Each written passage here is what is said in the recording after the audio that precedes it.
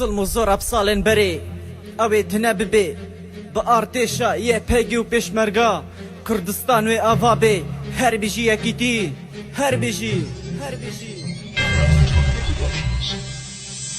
ڕۆژ و دەم و ئەو ساڵێن بەرێ هەقامەت قەدان وێ ظلم و زۆرێ هەقا ئەم بن دەست بوون دناڤڵە پێ دژمندا گەلێ من ئیدی بەسەونمان دخەودا شخەوێ شعر بن ڕۆژ المادە ڕەنگە دەڕابن بە هەڤرەیە پێگی و پێشمەرگا دەست بدن هەرش بۆ ئازادیامە کووردا دەست بدن هێڤراکن دیبارێها هەمبەرێ کوردان شەرە شەرێ زەحمەت و گرانە لێ شەرێ بکوردارە زۆر و گەلەک زرارە ئەگەر ون خۆ دوور نەخن پێشاوە گۆرستانە ون هاتن کوردستان ئەمێش وەربکن گۆرستان ئەم سەدە ساڵە شەر دکن لە ڕۆژ ئاڤایی کوردستان ظلم و زۆر ئەبساڵە وێ بخۆرا ببینە سەر هێلدان جەنگا گیران هەڤرە بکن بەرخۆدان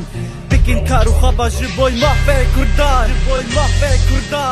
دەستێن تا بدەستێ من مێڕا بکن تۆلا شەهید دەستێن تا بدەستێ من مێهدن ژۆر ئالا کوردی دژمن نێمە ڤایە برێدا داگردیکێ ئاخام تێدە دەست بدەست من بمن تێبلەس و بەس برەڤێ باوەڕ بکە توەرێ قادێتی داویەخوا ببینێ ناتۆپ و تفنگێوانە بتانگ و ئیری شێوە ناترسینێ گەلێمە ناشکینێ چاوێمە ئافاق خاکامەیە شەب و ڕەشە هێدێمەیە لە کۆبانێ شەر دەست پێ بوو بەرخۆدان مەزن بوو هەموو جی و وارارا بدەم هەرن شەرگەرم بوو پەلەگن و دێڤەکن بکەڤن دیرۆکێدا ئەو دەم دەربەست بوو ڤانا بێ کووردا بەلا بوو ئەم یەکن بەڤرە شەرکن ڕۆژن قوتبوونێ چوو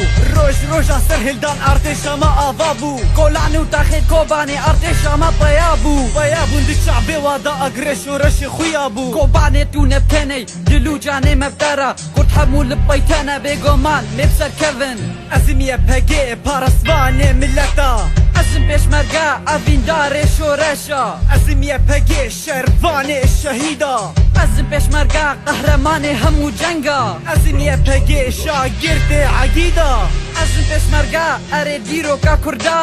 ئەزمیە پەگێ ڕامانێ ئۆجێلانێن ئەزم پێشمەرگا نەڤێ مستەفەی بەرزانم ئەزمیە پەگێ ئەزم پێشمەرگا ئەم یەکنەوەی شەکیش بۆ ئازادیا کووردا 206